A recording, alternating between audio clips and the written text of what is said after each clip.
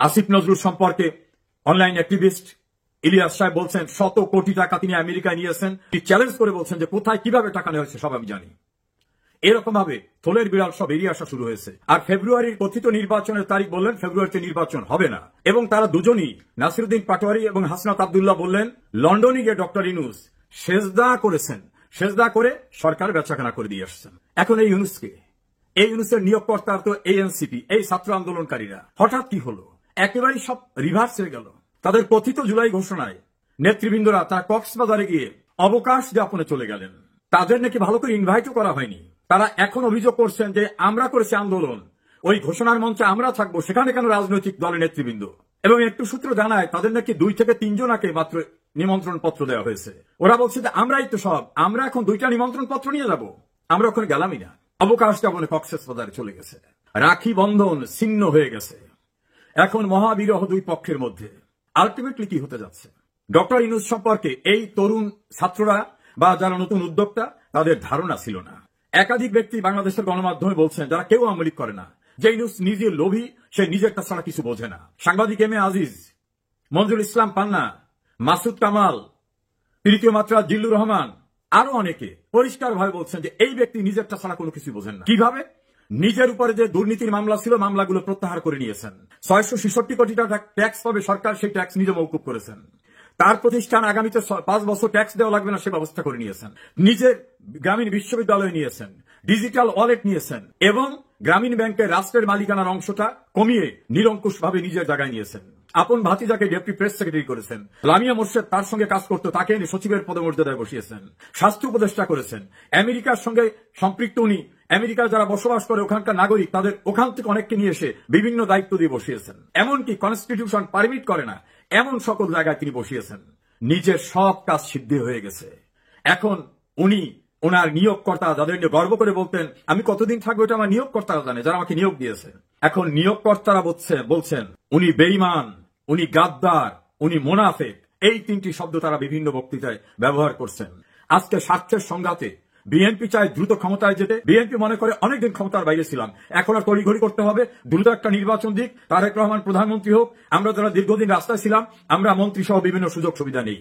এই স্বার্থের দ্বন্দ্বে, স্বার্থের সংঘাতে মাঝখানে ইউনূস দেখতেছে আমার কার জন্য উপযুক্ত, বিএনপির সঙ্গে সমঝোতা করি। উনি নিজের যে সুযোগ সুবিধা সেগুলো নেবেন, উনি যা নেয় নিক, আমাদের দ্রুত ক্ষমতায় যেতে হবে। আর ইউনূস মনে করছে আমার যা হবার হয়ে গেছে। বাংলাদেশে এখন অস্থির সময় যাচ্ছে। অনেকে উদ্বেগ উৎকণ্ঠার ভিতরে কি হয়ে যায়, কখন কি হচ্ছে না হচ্ছে। ডক্টর ইউনূসের যে রাজমহল, তার যে প্রাসাদ, প্রাসাদের যে অন্দরমহল, সেই অন্দরমহলে আন্তঃকন্দলের আগুন এখন দাউ দাউ করে জ্বলে উঠেছে। নির্বাচন সংস্কার ডিজিএফআই নিয়ে কি বললেন তার দলের গুরুত্বপূর্ণ নেতা? তিনি বললেন ফেব্রুয়ারিতে নির্বাচন হবে না, সামনে যদি আয়নাঘর, এমনকি ডিজিএফআই হেডকোয়ার্টার তারা ভেঙে দেবে। অর্থাৎ ডিজিএফআই হচ্ছে সেনাবাহিনীর প্রতিরক্ষা গোয়েন্দা সংস্থা, হেডকোয়ার্টার ভেঙে দেবে। লন্ডনে গিয়ে তারেক রহমানের কাছে কিভাবে সারেন্ডার করেছে সেটাকে রেটরিক করতে বলছেন যে সেজদা করে আসছে, সব বিক্রি করে দিয়ে আসছে, সে বাংলাদেশে কোনো মানুষ পায় না। এখানে উনি বললেন যে ইউনূস সাহেব লন্ডনে গিয়ে সেজদা দিয়েছেন, সেজদার মধ্য থেকে তিনি একটা ওহী পেয়েছেন, ওহী নাজেল হয়েছে, সেই নাজেলকৃত ওহীর ভিত্তিতে তিনি কথা বলছেন। এখন একইভাবে তার যে দলের আরেকজন গুরুত্বপূর্ণ নেতা হাসনাত আব্দুল্লাহ, তিনি কি বললেন? হাসনাত আব্দুল্লাহ বলেন যে পৃথিবীতে এমন নজির নাই যে অন্তর্বর্তীকালীন সরকারের প্রধান এবং বিরোধী দলের নেতা একত্রে বৈঠক করে একসঙ্গে প্রেস কনফারেন্স করে এবং ওই দিনই সরকার বিক্রি করে দিয়ে আসছে। এটা হলো হাসনাত আব্দুল্লাহর বক্তব্য। এবং আমরা আরেকটা আসি, সেনা প্রধানকে ব্যারিস্টার ফুয়াদ বলছেন যে গুলিয়ে দেবেন, উড়িয়ে দেবেন ষড়যন্ত্র। ফুয়াদ তিনি এবি পার্টির সাধারণ সম্পাদক, তিনি প্রধানমন্ত্রী শেখ হাসিনাকে উল্লেখ করে বলেছেন এবং রাষ্ট্রপতিকে যে ভাষায় তিনি বকাবকি করেছেন আমি আর সেটা উচ্চারণ করতে চাই না, এবং সেনাপ্রধান সম্পর্কে সুনির্দিষ্টভাবে বলেছেন যে সে ষড়যন্ত্র করছে। শুধু সেইখানে না, নাসিরউদ্দিন পাটোয়ারি এই সেনাবাহিনী সম্পর্কে আরো ভয়ঙ্কর একটা মন্তব্য করেছেন, আমি উচ্চারণ না করে। এইখানে তিনি বললেন যে গোটা বাহিনীকে, গোটা সেনাবাহিনীকে বলছেন যে এদের মাথায় কোনো ঘিলু নাই, ন্যূনতম কমন সেন্স নাই। বিদেশ থেকে কয়েকটা অস্ত্র নিয়ে আসে, ট্রেনিং নিয়ে আসে, সেই অস্ত্রটা মানুষের উপর চালায়। গোটা সেনাবাহিনীর মাথায় ঘিলু নাই, এটা পরিষ্কারভাবে তিনি বললেন। আর ডিজিএফআই হেডকোয়ার্টার উড়িয়ে দেবেন। আর এক দলের সেক্রেটারি ব্যারিস্টার ফুয়াদ তো বললেন, যে ভাষায় বলেছেন আপনারা শুনেছেন। আর ফেব্রুয়ারির কথিত নির্বাচনের তারিখ বললেন ফেব্রুয়ারিতে নির্বাচন হবে না, এবং তারা দুজনই নাসিরউদ্দিন পাটোয়ারি এবং হাসনাত আব্দুল্লাহ বললেন লন্ডনে গিয়ে ডক্টর ইউনূস সেজদা করেছেন, সেজদা করে সরকার বেচাকেনা করে দিয়ে আসছেন। এখন এই ইউনূসকে, এই ইউনুসের নিয়োগকর্তা তো এএনসিপি, এই ছাত্র আন্দোলনকারীরা। হঠাৎ কি হলো, একেবারেই সব রিভার্স হয়ে গেল। সম্পর্কের অবনতি এমন জায়গায় চলে গেছে যে এখন তাদের আর নাকি মুখ দেখা দেখি নাই। তারা বলছেন যে এই ইউনুস গাদ্দার, এ বেঈমান, এ বিশ্বাসঘাতক। এই কথাগুলো শেখ হাসিনা অনেক আগে বলেছিল যে এ লোভী, এ নিজেরটা ছাড়া কিছু বোঝে নাই।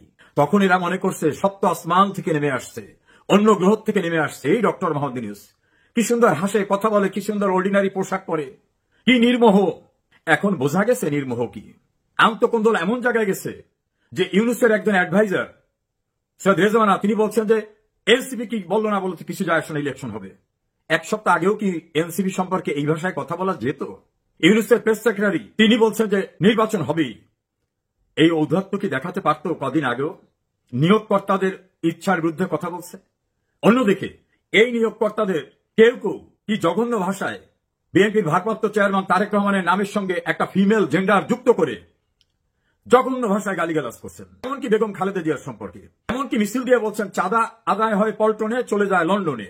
আর ডক্টর জনাব তারেক রহমানের নামের পিছনে খুবই আপত্তিকর একটা শব্দ ব্যবহার করে স্লোগান দিয়েছেন।